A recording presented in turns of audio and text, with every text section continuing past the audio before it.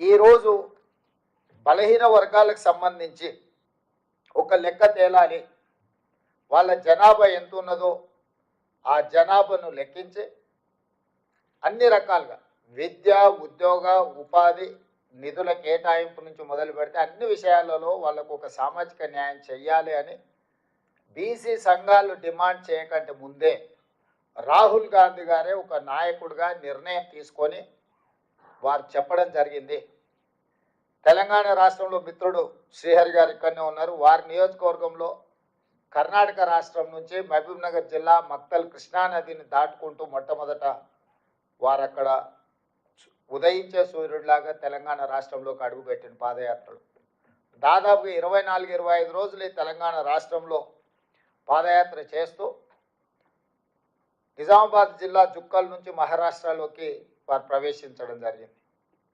ఈ రాష్ట్రంలో పర్యటన చేసినంత కాలం రాహుల్ గాంధీ గారు స్పష్టంగా తెలంగాణ రాష్ట్రంలో కాంగ్రెస్ పార్టీని మీరు అధికారంలోకి తీసుకురండి, తప్పకుండా మా ప్రభుత్వం కులగణన చేసి తీరుతుంది, ఇది నా మాట అని చెప్పి రాహుల్ గాంధీ గారు మాట ఇచ్చింది ప్రజలకు.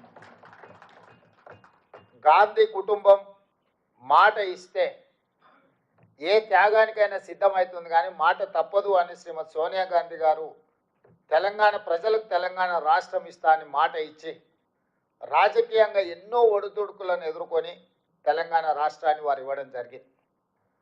ఆ సోనియా గాంధీ గారి కుమారుడు రాహుల్ గాంధీ గారు తెలంగాణ రాష్ట్రంలో మీరు మా ప్రభుత్వాన్ని ఏర్పాటు చేయండి, మీ కులగణన చేసే బాధ్యత కాంగ్రెస్ పార్టీ తీసుకుంటుందని వారు చెప్పారు.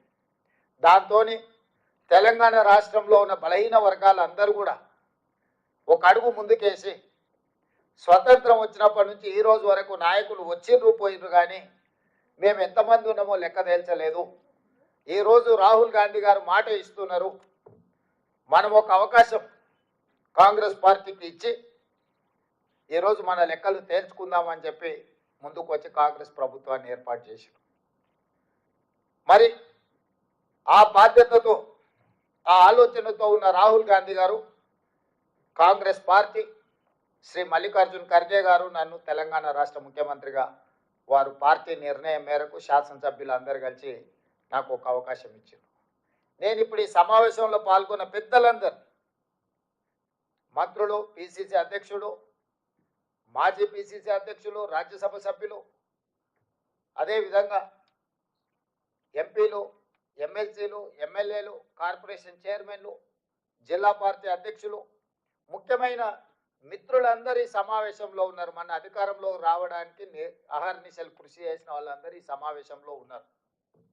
ఈరోజు నేను మిమ్మల్ని అడుగుతున్నా, మన నాయకుడు రాహుల్ గాంధీ గారు మాట ఇచ్చిన తర్వాత, ఆ మాటను ప్రజలు విశ్వసించి మనకు అధికారాన్ని కట్టబెట్టిన తర్వాత దీన్ని అమలు చేయడం నా బాధ్యతనా కాదా? కాబట్టి ఈరోజు మన నాయకుడు ఇచ్చిన మాటను తూచా తప్పకుండా అమలు చేయాలనే చిత్తశుద్ధితోని తెలంగాణ రాష్ట్ర ముఖ్యమంత్రిగా దేశంలో ఏ ముఖ్యమంత్రి, ఏ రాష్ట్ర ప్రభుత్వం ఈ నిర్ణయం చేయడానికి సాహసం చేయలే. దానివల్ల వచ్చే రాజకీయ పరిణామాలు కావచ్చు, లేకపోతే ఎదుర్కోవాల్సిన సమస్యల్ని చూసి భయపడి ఎవరు ముందుకు రాలే భారతదేశం మొత్తంలో. కానీ తెలంగాణ రాష్ట్ర ప్రభుత్వం రాహుల్ గాంధీ గారు ఇచ్చిన మాట